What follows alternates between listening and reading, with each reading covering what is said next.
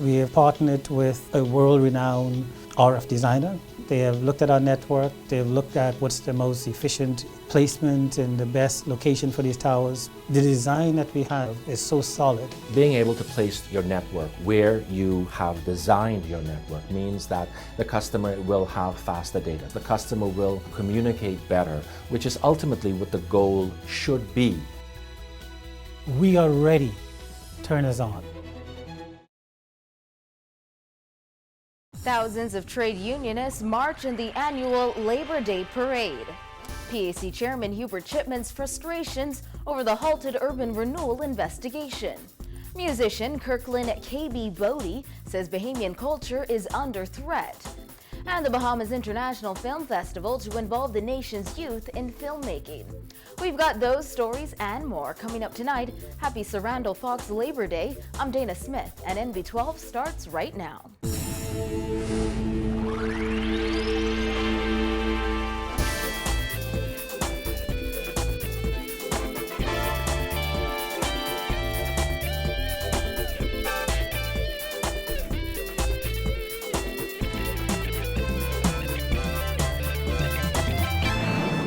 Tonight, thousands of the country's workers marched down East Bay Street this morning in celebration of the annual Sarandal Fox Labor Day Parade, accompanied by dozens of decorated flatbed trucks complete with loudspeakers. Members of the nation's workforce marched and danced in solidarity.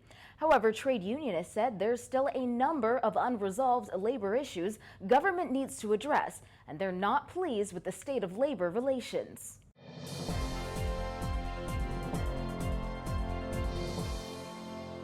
Happy Labor Day to each and all you. We have a one Bahamas Utility Services and all that workers union. That's what we're doing. Our history is very clear. We struck under the Free National Movement government.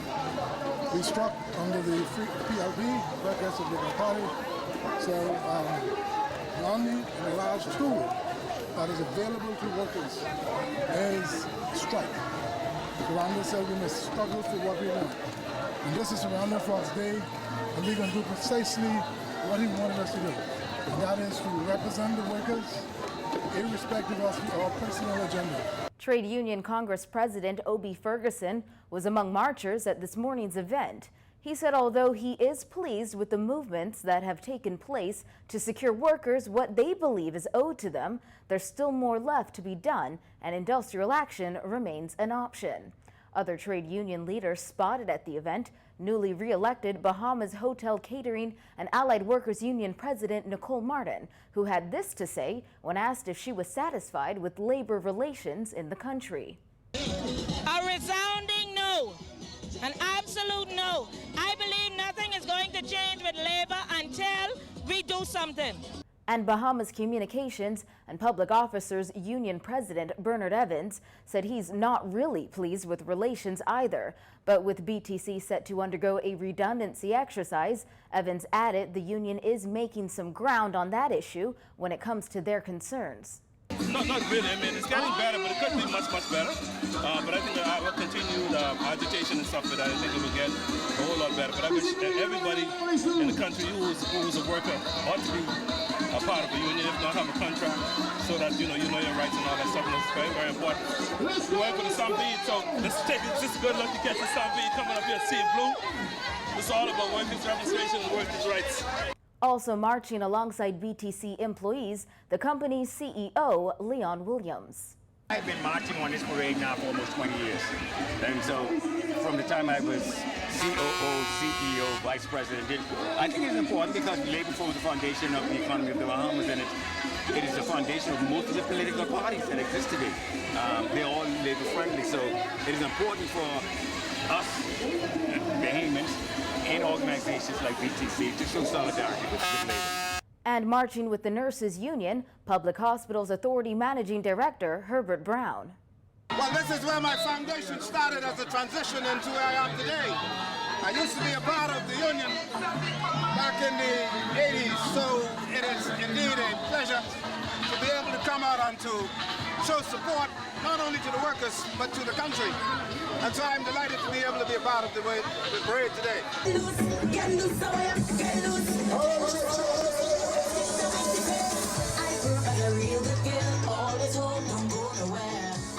The son of Sir Randall Fox himself, David Fox, also took part in the parade to pay homage to his father's cause. Dad started the first Labor Day marches in the 1950s, and at that time it was not a holiday. They fought very hard for there to be a holiday for the workers, and this is what came of it. And so we're very pleased to be here. I'm here representing my dad, and it's just a good thing to see all the workers out here enjoying themselves. However, not everyone was excited about the parade. BEC Executive Chairman Leslie Miller voiced his disagreement with some of the music choices. A celebration of labor, but you wouldn't play Bohemian music. Yet you complain about the carnival, and all you want to hear is foreign music, right? Huh? I say, I hear no Bohemian music. This doesn't get me mad as hell. So you're frustrated, I guess, with the stuff? Huh? You're frustrated with, I guess, the stuff. I want to hear Bohemian music, I want to hear KB and the rest of the brothers and sisters. But I want to hear this damn foreign music for, man. That's just like us. Just imitate every damn one in complaint. Miller spoke just as Bahamas Electrical Workers Union President Paul Maynard went past with his group. With BEC on the cusp of reform and concerns over job security persisting, Maynard said it was important to him to take part in the march. They're always looking to take advantage of the workers. And you know the foolishness we was going through at BEC, right? It's very important for the workers to realize that, listen, nothing is guaranteed in life. And that's the way it is. Well, despite misgivings from some union leaders about the state of labor relations, Labor Minister Shane Gibson said he is happy with the relationship between government and labor. Absolutely. I mean, no relationship is perfect, but when you look at the open dialogue that we continue to have with the trade union movement, when you look at how responsive they've been, when you look at the number of industrial agreements that we've executed from the time we came to office, we have a couple outstanding right now, and we are very close to executing those, so I am very happy with the relationship right now with the trade union movement. Gibson also highlighted the parade's turnout. This is what Labor Day is all about right now. Labor Day is about the celebration of all workers. I think sometimes people get the impression that Labor Day is only for trade unionists and organized workers. And so what you see at the end of the day is a reflection of how workers feel about what's going on in the country. Even though things aren't perfect, I think everybody sense that we are now trying to see a better Bahamas.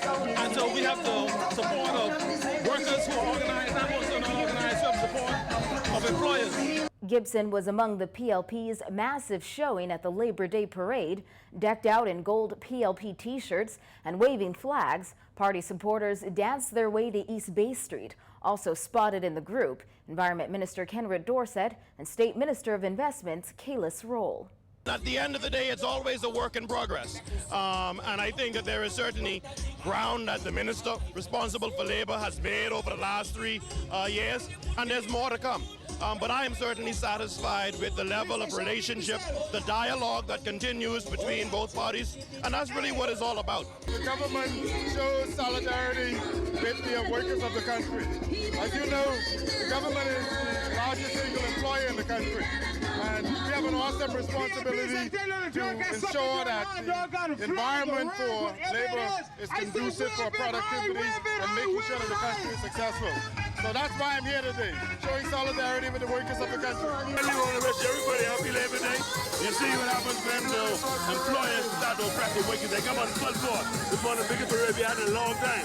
Everybody's here displaying whatever problems they may have with the employer. So we're happy today. Go and give us good weather. We're going to go to the College of the Bahamas and end this with some rallies and some fundraising events that will be held here. Happy Labor Day to everybody.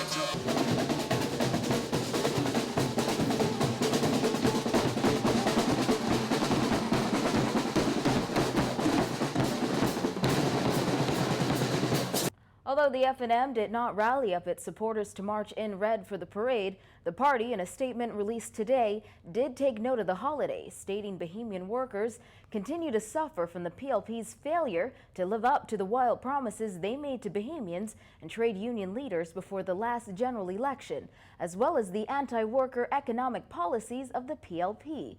The FNM said customs and immigration workers have been lied to and ignored, Police officers continue to work in dangerous and unsafe conditions in mold-infested police stations. The concerns of teachers and educators have been ignored, and claims for overtime and hazard pay have been ignored by the PLP. It said under the policies of this administration, PLP cronies have gotten richer while workers lost jobs. Unemployment is growing higher and higher, and the poor and middle classes have been stricken by a host of tax increases. The FNM added, at most, the PLP will enjoy one more Labor Day holiday in office before they are voted out of office in the next general election. Well, while one major umbrella union is pressuring government to increase the minimum wage to $350 per week, President of the Bahamas Public Service Union, John Pinder, said he believes the government is taking significant steps to make this happen. The government has introduced a new minimum wage as of last year, but the private sector has not touched the minimum wage. So while the government is at around $234 a week, the private sector still have this $150 minimum wage hanging out there. And we certainly know $150 a week, nobody can live off that. Last month, Trade Union Congress President Obie Ferguson called on minimum wage to be increased to $350 a week and said there needs to be a specific measurement for productivity in the country. He added more focus needs to be put on closing the skills gap and workers' education. As it stands, the annual minimum wage for public servants is $11,500 or $210 per week. However, the minimum wage for the private sector is lower, $150 weekly or $4 per hour, $7,800 annually. Pinder says an increase in the private sector is long overdue. We're hoping that we can come up with a consensus through the tripartite meetings. That's where the union, the employer, and the government meets to actually arrive at something that's reasonable.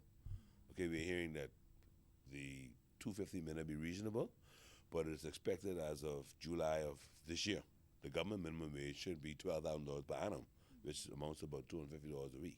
In February of this year, Prime Minister Perry Christie acknowledged the country's minimum wage is not enough and pledged government would raise it incrementally as circumstances would allow.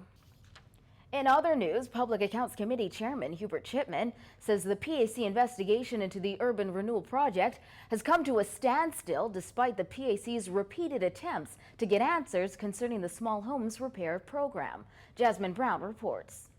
Chipman has called the process frustrating, but insists it has not deterred the Public Accounts Committee from doing its job. We cannot have a public hearing. Without information, we cannot start anything on BAMSI. It's just a repeat of what's going on as far as urban renewal. We're in a state of limbo as far as urban renewal is concerned. In the House of Assembly last week, Chipman set off a war of words as he tried to address the issue. I tried, I should say, to speak on the urban renewal about going on 3 weeks now, and at the time I was interrupted, stopped. The co-chair still is in the position as a result of the speaker's ruling that they're not going to attend the public hearing. Right? I mean, to appear before BAMSI, before the PAC. I find that discouraging. For now, he says that investigation has come to a standstill as they continue to hit roadblocks. Our work right now is stopped on that. It's real important that we reconvene because there's a lot of things happening in this country and the people needs to know where the public funds are being spent and how it's being spent and whether in fact they're getting value for money. In April, co-chairs of the Urban Renewal Commission, Cynthia Mother Pratt and Algernon Allen, refused to appear before the PAC. Both co-chairs sent in a letter addressed to PAC Secretary David Forbes that they would only appear before the committee if the purported audit on urban renewal completed by the Auditor General is tabled in the House of Assembly. The report revealed that there is a lack of accountability, transparency, and due diligence in the execution of the program, its management, and the quality of work done. Both claim that the process engaged in by the committee is inappropriate and illegal. Chipman admits since then the process has become discouraging. It's very, very discouraging to say the least, right? As you know, the PAC is the watchdog of Parliament, and it basically accounts for how public funds are spent. But if we are not getting information, we cannot report on how the public, whether the public is getting value for money, whether whatever department, whether it's urban renewal or BAMSI, is accountable and is transparent. Parliament, the hallmark of Parliament is built on value for money, transparency, and accountability. Reporting for NB12, I'm Jasmine Brown.